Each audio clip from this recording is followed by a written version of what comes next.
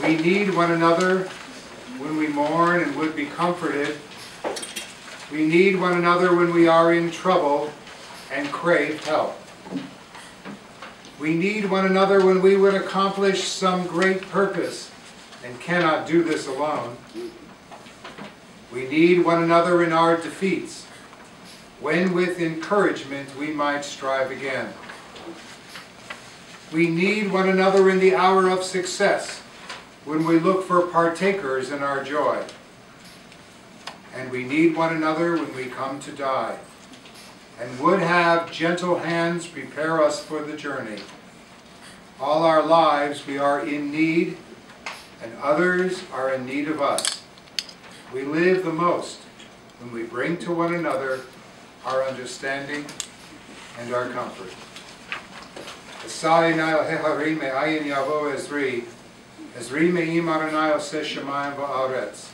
I lift mine eyes into the hills, from whence shall come my help.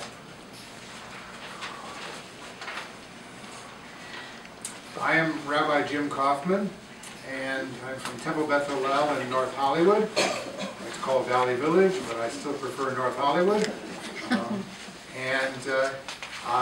I'm here for two reasons. One, I had the honor of being a part of the lives of the Theodore family, Tammy and her kids, bar mitzvahs and bar mitzvah Tammy. But I also knew Gina. Many, many years across the street from my synagogue was the Valley Colonial House. And a number of weddings and interfaces with them when they were catering found me being touched and moved and organized by Gina.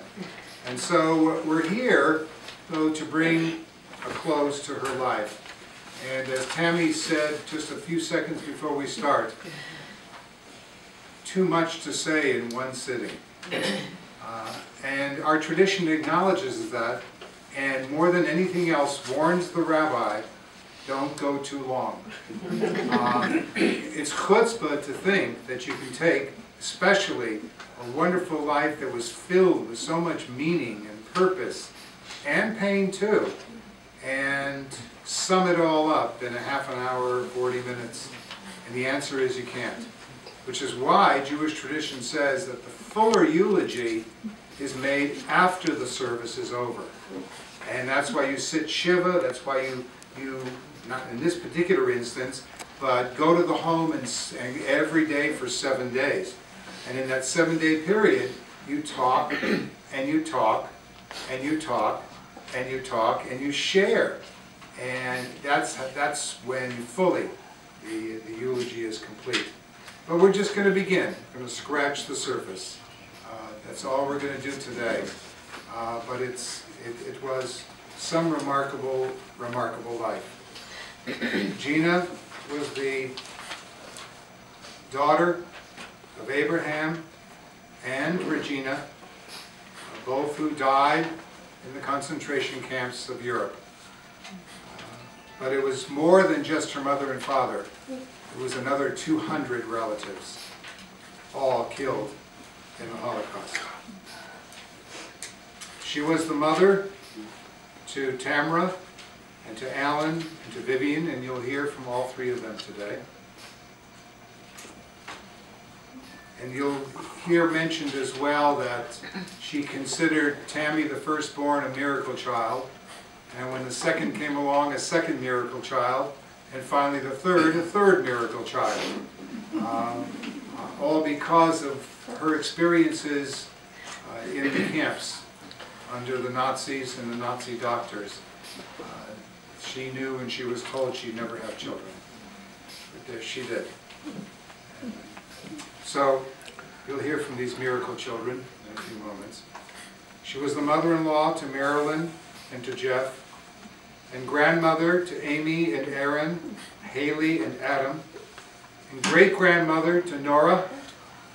Gina was the sister to Judy, the aunt to Rennie, and as one of the family members said the other day, the mother to everyone.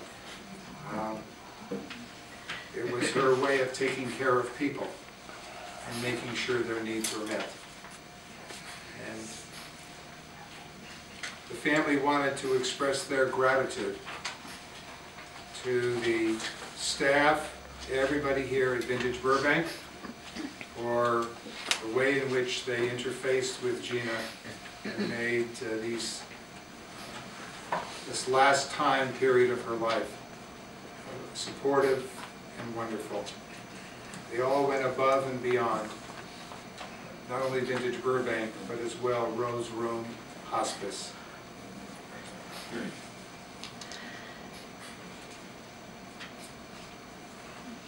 Back in 1986, knowing Gina was a Holocaust survivor,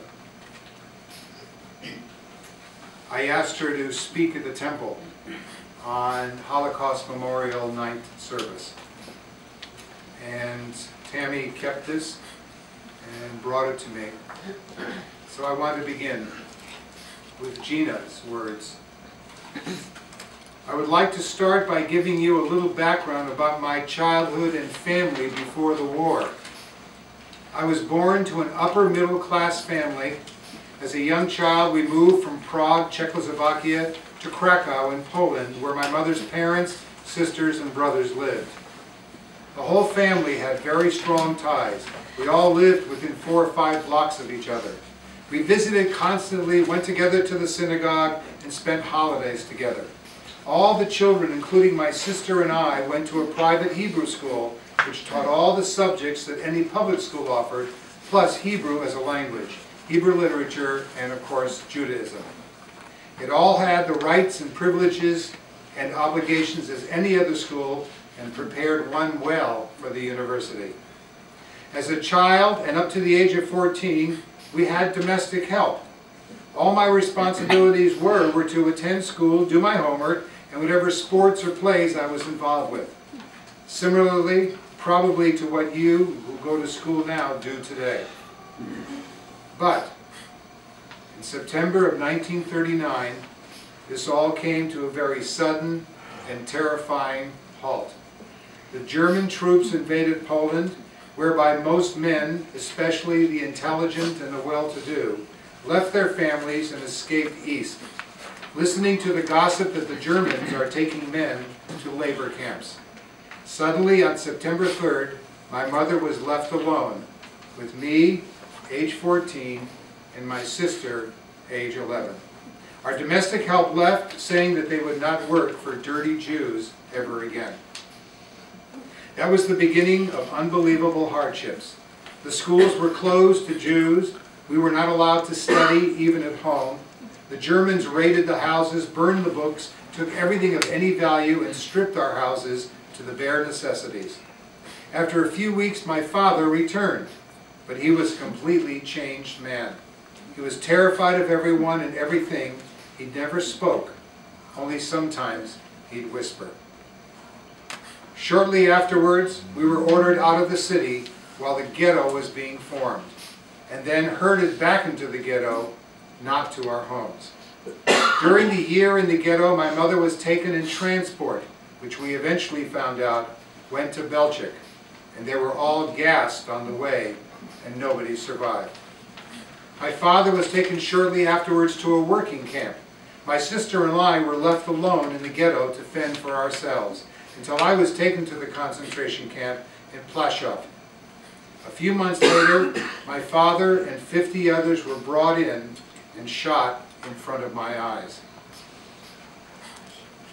From that time on, 1941, till the end of the war, anything and everything that you ever heard about the war was truly happening and more.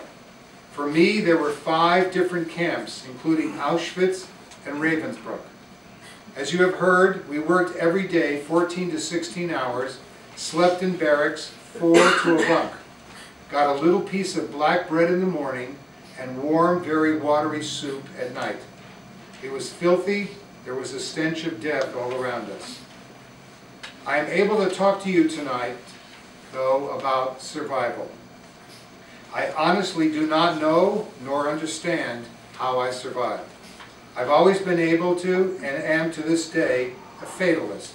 I believe that our time to die is preordained, otherwise I cannot find any explanation how it is possible that not only my parents and uncles and aunts were killed, but also my cousins who were in the prime of their life, all 16 to 28 years of age.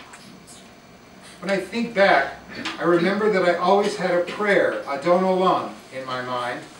At the end of the prayer is a passage which says, Adonai li v'lo yirah, God is with me, and I shall not fear.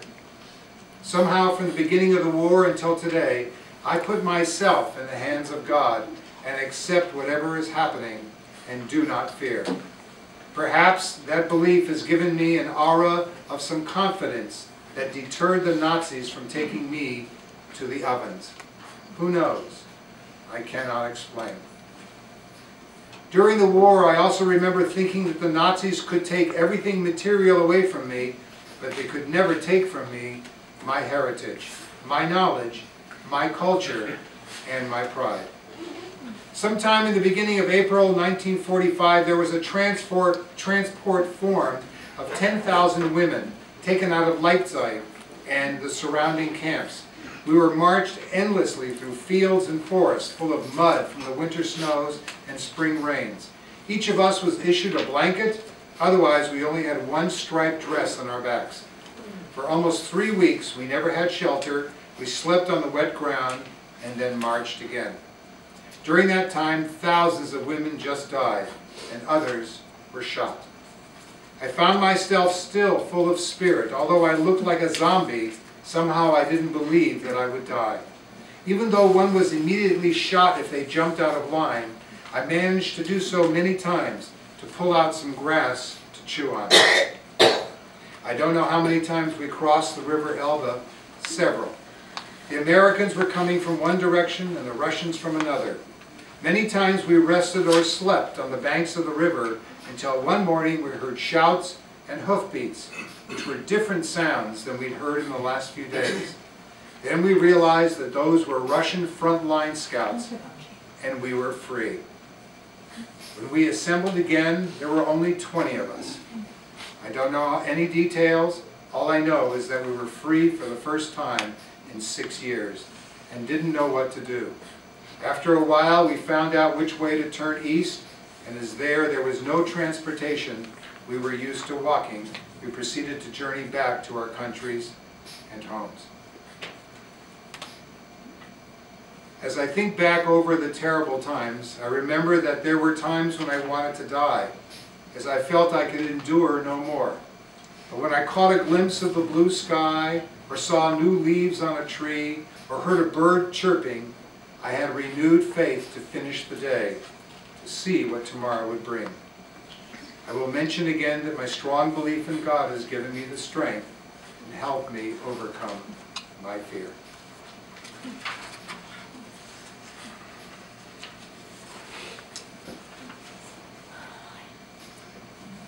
She went from that to this, and to this family. None of us could walk in her shoes either way. Know what we would do, know if we would survive. But Gina did. And in her own words, she said, I don't know why, but she knew what she needed to do. What she did is that she spent the rest of her life building a loving family and reaching out to anyone who needed help. She was very involved in donating her time, generosity, the Women's Order of Studio City, the B'nai B'rith, Tarzana Lodge, the Jewish war veterans, Habitat for Humanity. Anybody who needed help, she was there. I would say in part because she took that painful experience and she made lemonade. Okay? But it's got to be more than that. It's got to be more than that. There's something in her, something in her inner soul that we can't even describe that enabled her to transform her life from victimhood into this great triumph.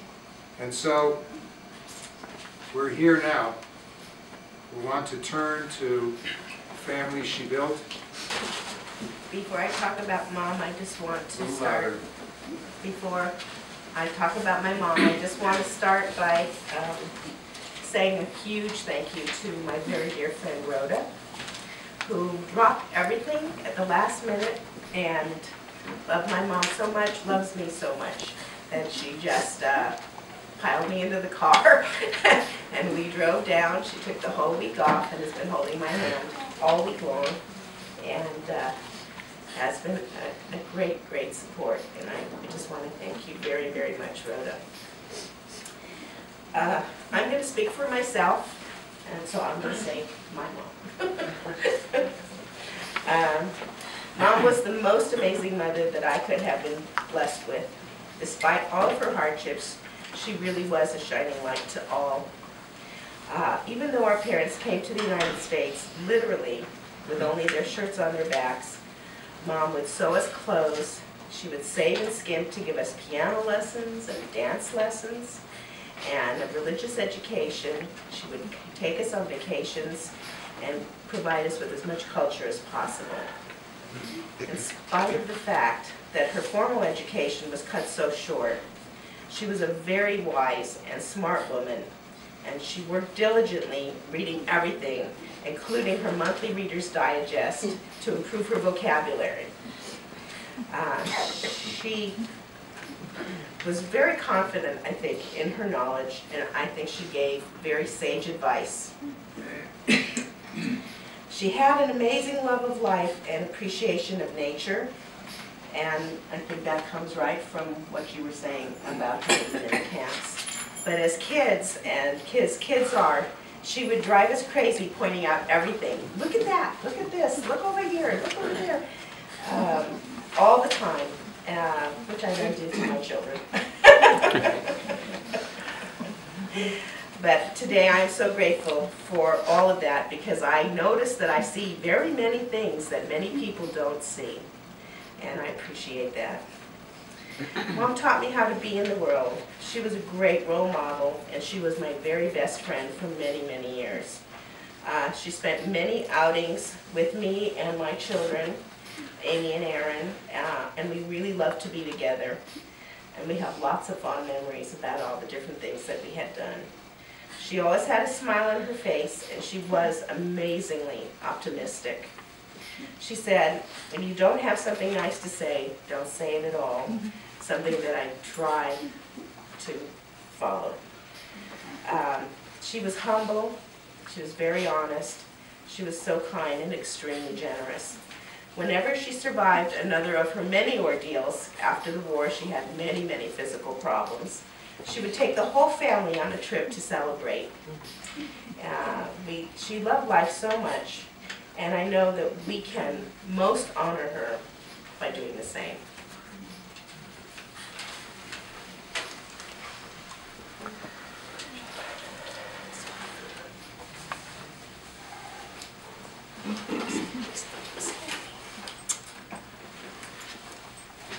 You'll hear my voice, see my face, but these words come from Vivian. Miracle child number 3. Survivor. The word described my mom, Gina Parker, to a T. From her courage in the face of adversity, the concentration camps and death marches during World War II, and numerous serious health problems, to her optimistic outlook on life.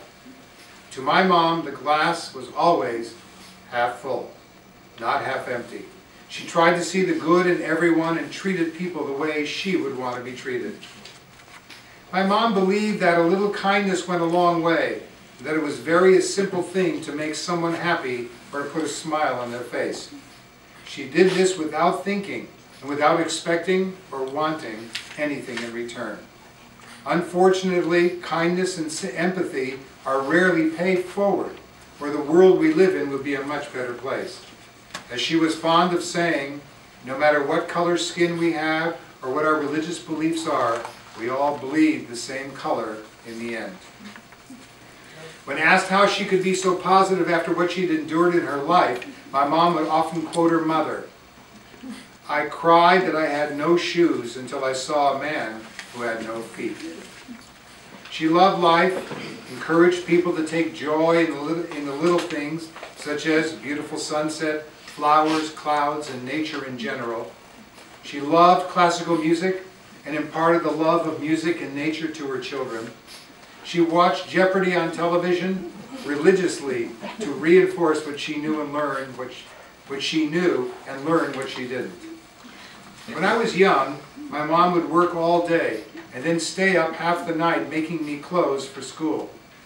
I was the proudest kid in school because of only my mother loved me enough to make my clothes. I hate to admit it, but there are still a few I haven't been able to let go of, even though it's 40 plus years later. I believe that anyone who knew my mom was better for it and became enriched by the experience. I feel privileged to have been a part of her life and to have been able to help her as she continued on her journey. Vivian wrote this poem for Mom on her passing.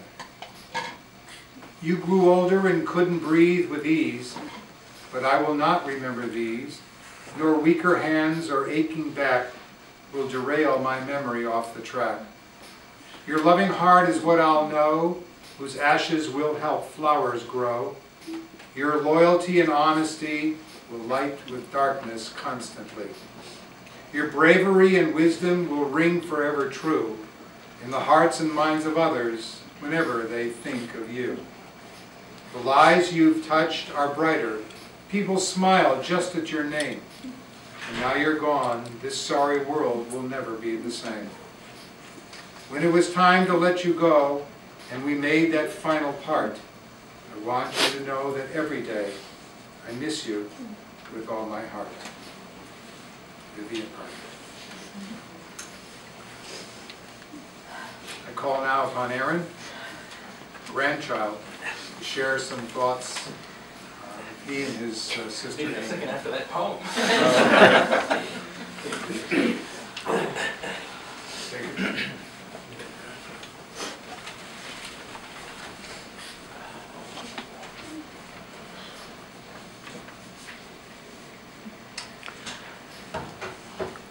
My grandmother truly was a grandmother. We loved her so much, and in our family we called her Nani. That was the nickname that we had for her. We called her Nani Gina. And we used to have a funny little thing that she would do, a little dance that she'd go, and she'd go Nani Nani Nani and hot cha cha. It was very cute. Only she could do it. It wasn't funny if we did it, but I have to do it to share with you. My sister unfortunately couldn't be here today. She's up north doing some work for her master's degree, and today was a big test. But she's written a letter that she'd like me to read on her behalf. Okay, so I will do that now. Nani, I want to tell you that I love you so much, and thank you for everything that you did for us. I know that your children were a miracle to you, and your grandchildren and your great-grandchild. Miracles upon miracles upon miracles. You treasured family and instilled in us all the values, traditions, and stories that were important to you. I may have not been the most receptive at times, but now I will cherish everything you taught me, such as to have gratitude, to open my eyes and drink in the beauty of nature and animals. You encouraged us to try new things. You taught me to respect and slow down for my elders. Sorry, it took me a while to get that one. It was the same for me as well. You instilled in me a love for music, singing, dancing, costumes, art, and travel. Thank you for all the wonderful trips you took us on. I'll think of you when I see birds, sunflowers, rolling green hills, snowy mountaintops, excuse me, and cows with bells. Yes.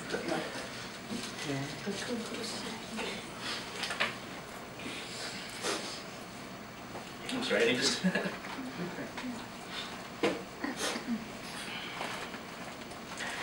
It will make me smile to recall your voice when you would call me Emichka or Makushla. Or other things you would say, like, hoo, Mr. Benny. Try to do it. I'll miss your big eyes, joyous smile, and zest for life. The way you used to dance and clap your hands, and the way you always made me feel safe when I was in your arms. I feel you with me, and find comfort knowing that you'll be watching over us. Thank you for everything.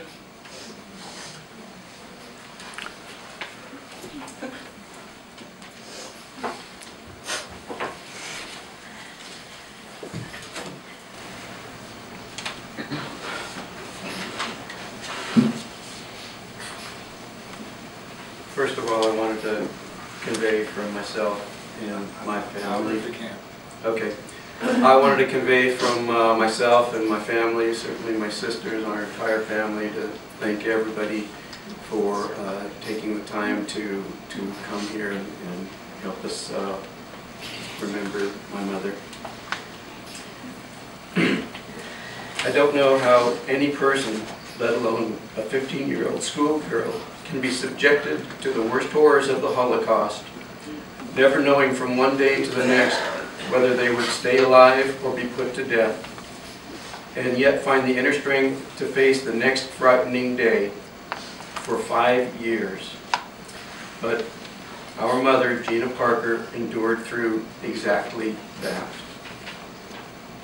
I don't know how a person could bear to have their home, their personal possessions, and then the actual lives of their loved ones stripped from them, taken for no other reason than that someone just decided to do so and nobody stopped them. But Gina Parker suffered that too.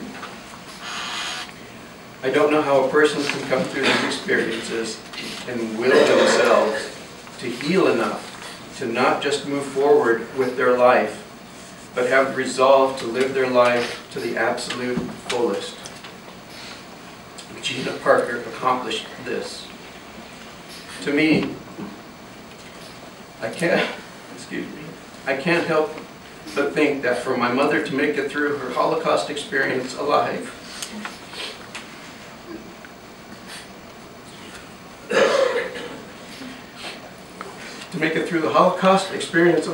and with her mind intact was something of a miracle. And I believe that she thought it was a miracle too, and that a miracle should not be allowed to go to waste. And it was her nature to get right to work on that. Gina contracted tuberculosis right after the war and was not expected to live. Obviously, she beat tuberculosis. She was told she was too physically and medically damaged and that she would never be able to have children. Of course, you see before you her 3 loving children. In fact, her survival has been responsible so far for her 3 children, for the 4 grandchildren, and 1 great-grandchild, which we all had. The miracle in itself for her to meet her great-grandchild 4 generations last December.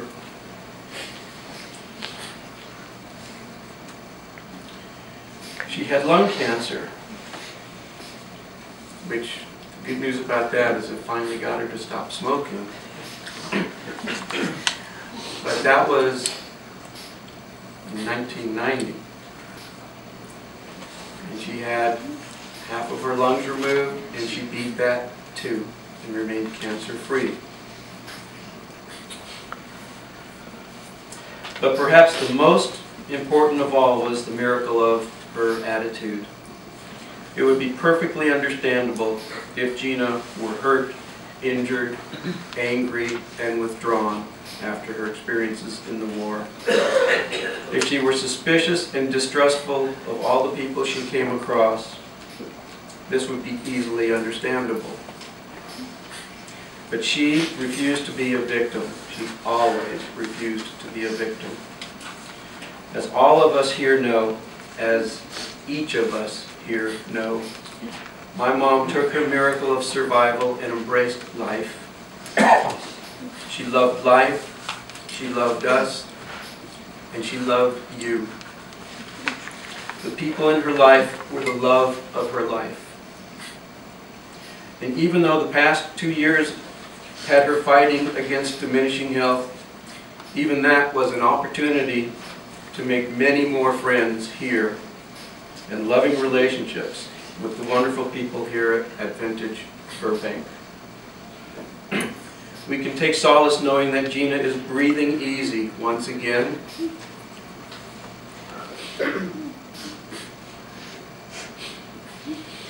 She can walk again, and she can dance again.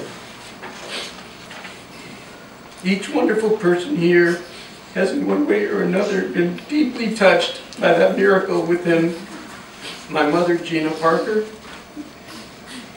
And to me, this is yet one more miracle, for within each of us, that miracle, that spirit, and her memory will continue to live on.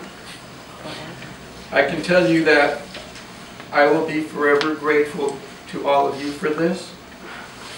She will always be missed, but she will also always be right here with us. Thank you.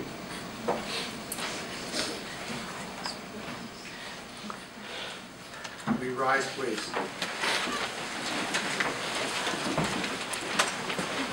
El Malay Rachamim Shochen Bamramim Hamsei Merecha Nechanat Hachad Kanfei Hashchina B'Ma'alot Kiddushin Toharim Kazahar Harakim Mazirin Et Nishmat Azot Shahalcha Le'olama Va'avur Sheninadev Litzdaka B'Hazkarat Nishmata V'Gan Eden Tiyeh Menuchata Lachein Ba'ar Rachamim Yastireha V'Seiter K'nefav Le'olamim Bitzror HaChaim Enishmata Arenahu Nachalata V'Tanuach B'Shalom HaMishkava V'Namar Amen.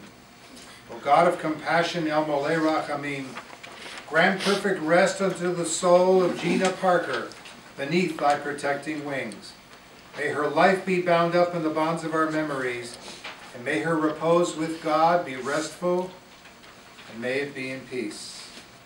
We'll say together, Amen. Join together now in the blue sheet, Psalm 23, the Psalm of Comfort and Faith. If you need a sheet, there should be some on the table right there. We say together in the English, God, thou art my shepherd, I shall not want. Thou makest me to lie down in green pastures, leadest me beside the still waters, and restorest my soul. Thou guidest me in straight paths for thy name's sake. Yea, though I walk through the valley of the shadow of death, I will fear no evil, for thou art with me. Thy rod and thy staff, they comfort me. Thou preparest the table before me in the presence of my enemies. Thou hast anointed my head with oil, my cup runneth over. Surely goodness and mercy shall follow me all the days of my life, and my soul shall dwell in the house of God forever. Gina is no longer with us in body, but her soul, that which Judaism teaches, came to her from God at birth. Now, at this, the moment of her death, her soul returns to God. And as we just prayed in the previous prayer, she now rests safely and securely under God's protecting wings. But because she was with us here, in such a strong, inspiring, important, and loving way, her soul resides in an additional place in our memories. When we remember her, she will continue to be there with us. But there is a caveat, there's a warning. We have to be careful. Remembering her now immobilizes us. We work towards that time when remembering her will release us, so that we can draw even closer to those who need us in life. Memory cannot erase the loss of someone. It can, over time, provide direction and purpose and blessing. Baruch atah Adonai Eloheinu melech haolam, asher yatzar etchem b'tzalmo, v'zan chilkei lechem b'tuvo, v'hamid etchem badin v'netah b'tochechem chayei olam. Blessed are you, Adonai, our God, guide of the world, who nourishes and sustains us in your goodness, whose design of a life with death is a truth we must accept. Baruch atah Adonai, Anotem lefanenu, hachayim v'hamavet. We turn now to Kaddish. You'll find the Kaddish prayer in the Hebrew Aramaic just below the 23rd Psalm. We'll say that together, those able and can do it. That's followed by an English Kaddish, and we'll also share it together.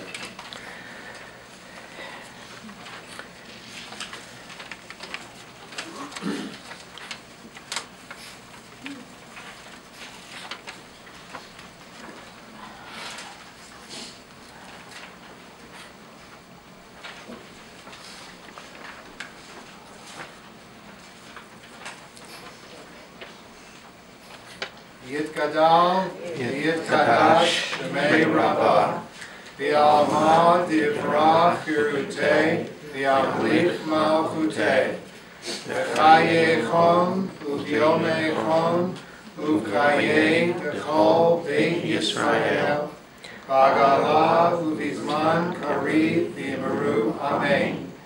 Yehei Shemei Rabbah, V'varach, Le'olam, V'lamei, Omaya, Yitbarach, v'yishtabach, v'yithahar, v'yitromam, v'yitnaseh, v'yithadar, v'yithaleh, v'yithalal, shemei nekudisha, b'richu.